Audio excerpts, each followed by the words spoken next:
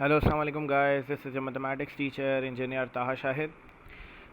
Chapter number 1 complex numbers हम start कर रहे हैं। जैसा कि आप सब लोगों को मालूम है कि हमारी जो किताब है फर्स्ट ईयर की वो चेंज हो चुकी है और कंटेंट नॉलेज काफ़ी ज़्यादा इंक्रीज़ कर दी गई है। कुछ फेडरल बोर्ड को कॉपी किया गया है और कुछ जो है वो एक्स्ट्रा चीज़ें इसके अंदर शामिल हैं। हम यहाँ पर चैप्टर नंबर 1 हम स्टार्ट कर रहे हैं, जिसके अंदर हम बात कर रहे हैं कॉम्प्लेक्स नंबर्स की कि कॉम्प्लेक्स नंबर्स क्या होते हैं। डेफिनेशन यहाँ पर लिखी हुई है कॉम्प्लेक्स नंबर्स की कि complex number is the sum of a real and imaginary number. मतलब कॉम्प्लेक्स नंबर जो है वो रियल और इमेजिनरी नंबर का बेसिकली सम होता है। अब रियल और इमेजिनरी नंबर्स क्या होते हैं, आइए इस पर हम बात करते हैं। सही है, सबसे पहले मैं बात कर रहा हूँ इमेजिनरी नंबर्स पे और उसकी कुछ एग्जांपल्स आपको देता हूँ। जैसा कि आपके सामने है कि स्क्वायर रूट -4। अगर आप इस नंबर को कैलकुलेटर में लिखते हैं तो कैलकुलेटर आपको एरर दे देगा। कैलकुलेटर बोलेगा कि भाई मेरी औकात से बाहर है इस रिज़ल्ट को निकालना, मतलब वो इस रिज़ल्ट को नहीं निकाल सकता। अब कैलकुलेटर इस रिज़ल्ट को नहीं निकाल सकता तो हम क्या करें भाई? हम यहाँ पर ये काम कर सकते हैं कि हम इस -4 को लिख दें प्रोडक्ट में 4 इंटू -1, क्योंकि 4 और -1 मल्टीप्लाई होंगे तो वापस -4 आ जाएगा। और ये जो स्क्वायर रूट है ये 4 पे अलग आ जाएगा, ये -1 के ऊपर अलग आ जाएगा। बेटा 4 का स्क्वायर रूट निकालेंगे तो +-2 आएगा और उसके साथ अंडर रूट -1 आएगा, क्योंकि रूट -1 कैलकुलेट हम करेंगे तो वो फिर एरर आ जाएगा।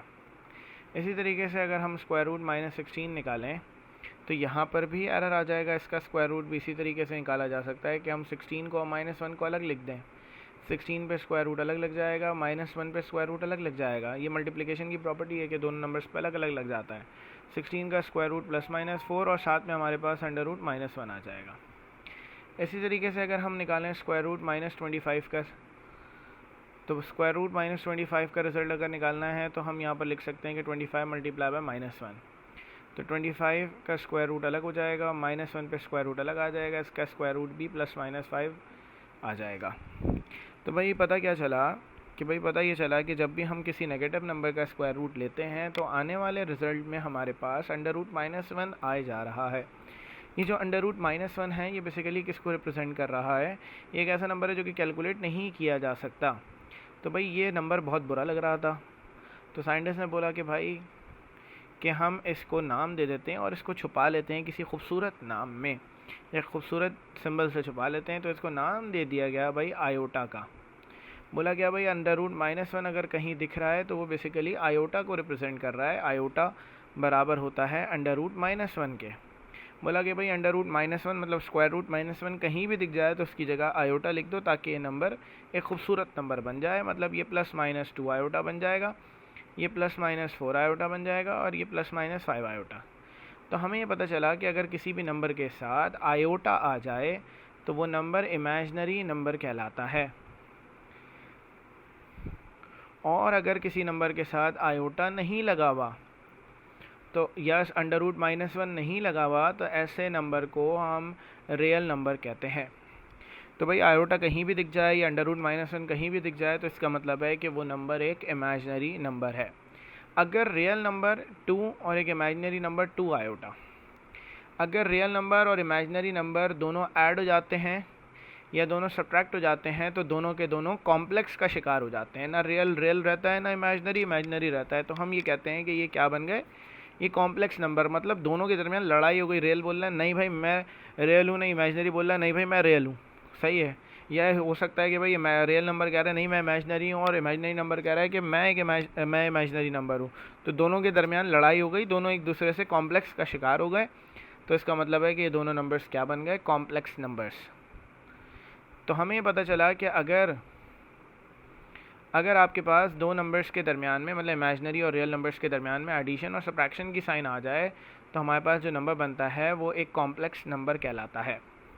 अब कॉम्प्लेक्स नंबर को हम ऐसे भी लिख सकते हैं, मतलब इसको ऑर्डर्ड पेयर फॉर्म में भी लिखा जा सकता है। फॉर एग्जांपल 2+2 आयोटा एक कॉम्प्लेक्स नंबर है, तो इसको हम ऑर्डर्ड पेयर फॉर्म में लिख सकते हैं। पहला जो पार्ट है वो एक स्टैंडर्ड सेट किया गया है कि पहला नंबर हमेशा रियल पार्ट है, दूसरा नंबर हमेशा इमेजिनरी पार्ट है।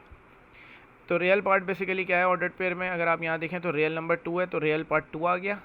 इमेजिनरी पार्ट हम किसको कहते हैं, आयोटा को छोड़ के जो नंबर है, जो उसका कोफिशिएंट है, जो उसके आगे नंबर लिखा हुआ है, वो इमेजिनरी नंबर कहलाता है। ये एक स्टैंडर्ड सेट किया गया है। इसी तरीके से अगर हम बात करें कोई और नंबर लें, यहाँ पर फॉर एग्जांपल मैंने ले लिया भाई आपके सामने a प्लस आयोटा b, तो ये भी ऑर्डर्ड पेयर फॉर्म में लिखा जा सकता है। रियल पार्ट इसका a है, इसका इमेजिनरी पार्ट b है। इसी तरीके से अगर आपके यहाँ लिखा हुआ है -2 + 5 आयोटा, तो इसको भी ऑर्डर्ड पेयर फॉर्म में लिख सकते हैं। रियल पार्ट -2 है, b यहाँ मतलब इमेजिनरी पार्ट हमारे पास क्या है, आयोटा के आगे जो नंबर लिखा हुआ है 5। तो हम किसी भी नंबर को ऑर्डर्ड मतलब किसी भी कॉम्प्लेक्स नंबर को ऑर्डर्ड पेयर फॉर्म के अंदर इस तरीके से लिख सकते हैं। आपके सामने आगे लिखा हुआ है, it is represented by an expression of the form a + iota b से इसको रिप्रेजेंट किया जाता है, और इसको a, b से भी रिप्रेजेंट किया जाता है। Where a and b are real numbers and iota is called imaginary unit. Iota को इमेजिनरी यूनिट कहा जाता है, और ये जिस नंबर के साथ लग जाता है वो नंबर इमेजिनरी नंबर कहलाता है। उम्मीद है कि ये बात यहाँ तक आपको क्लियर होगी कि रियल नंबर और इमेजिनरी नंबर हम किसको कहते हैं। हम यहाँ पर एक और बात कहते हैं कि भाई तमाम के तमाम नंबर्स को हम कॉम्प्लेक्स नंबर्स कह सकते हैं। तमाम के तमाम नंबर्स को कॉम्प्लेक्स नंबर्स कह सकते हैं, क्या मतलब है, क्या कहना चाह रहा हूँ मैं। एक नंबर है आपके पास फॉर एग्जांपल 5 एक रियल नंबर है। बेटा रियल नंबर एक ऐसा कॉम्प्लेक्स नंबर होता है जिसका इमेजिनरी पार्ट 0 होता है। 5 अगर लिखा हुआ है तो मैं इसको लिख सकता हूँ 5 + 0 आयोटा। अगर 5 में मैं 0 आयोटा का मतलब 0 ऐड कराता हूँ तो ये 5 ही रहेगा। इस रियल नंबर पे कोई इफ़ेक्ट नहीं आएगा, कोई चेंज नहीं आएगा। लेकिन 0 आयोटा लिखने की वजह से ये कॉम्प्लेक्स नंबर की डेफिनेशन को ओवे कर लेगा, ये कॉम्प्लेक्स नंबर बन जाएगा। मतलब इसका रियल पार्ट आपके ऑर्डर पे फॉर्म में लिखें तो इसका रियल पार्ट 5 है और इसका जो इमेजिनरी पार्ट है वो 0 है। इसी तरीके से अगर मैं बात करूं आपके पास -2 एक रियल नंबर है, रियल नंबर के साथ कोई भी इमेजिनरी नंबर नहीं लिखा हुआ, तो हम उसको 0 आयोटा कंसीडर कर सकते हैं और इसको हम ऑर्डर्ड पेयर फॉर्म में लिख सकते हैं कि रियल पार्ट -2 है, इमेजिनरी पार्ट नहीं था तो वो 0 है। इसी तरीके से अगर 5 आयोटा एक इमेजिनरी नंबर है तो ये भी एक कॉम्प्लेक्स नंबर कहलाएगा, लेकिन ये एक ऐसा कॉम्प्लेक्स नंबर कहलाएगा जिसमें रियल पार्ट नहीं है। रियल पार्ट नहीं है इसका मतलब है कि इसका रियल पार्ट 0 है, तो इसको हम ऑर्डर्ड पेयर फॉर्म में लिख सकते हैं। रियल पार्ट इसका 0 होगा, इमेजिनरी पार्ट इसका 5 होगा, जो भी आयोटा का कोफिशिएंट है। तो बेटा हर नंबर को कॉम्प्लेक्स नंबर कहा जा सकता है, हर रियल नंबर एक कॉम्प्लेक्स नंबर होता है, हर रियल नंबर एक ऐसा कॉम्प्लेक्स नंबर होता है जिसका इमेजिनरी पार्ट 0 होता है। इसी तरीके से हर इमेजिनरी नंबर एक ऐसा कॉम्प्लेक्स नंबर है जिसका रियल पार्ट 0 होता है। उम्मीद है कि ये कॉम्प्लेक्स नंबर का जो कॉन्सेप्ट है और इसको लिखने का तरीका आप लोगों को बेहतर तरीके से समझ आया होगा।